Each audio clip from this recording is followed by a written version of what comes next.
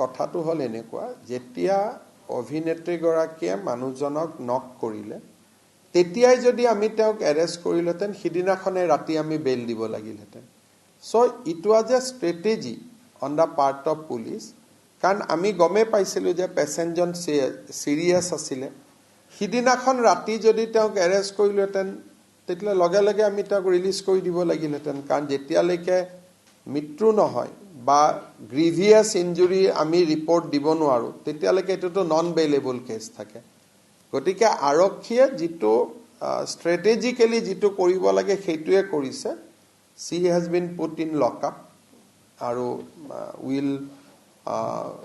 file search sheet against her and it will be a case for culpable homicide এটা দুটা section আছে culpable homicide not amounting to murder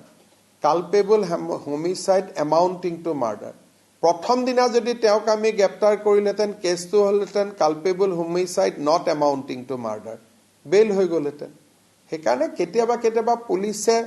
ৰাইজে ভাবা আৰু পুলিচে কৰাৰ মাজত অলপ ডিফাৰেন্স থাকে উদ্দেশ্যটো একে উদ্দেশ্যটোত কোনো গ্যাপ নাথাকে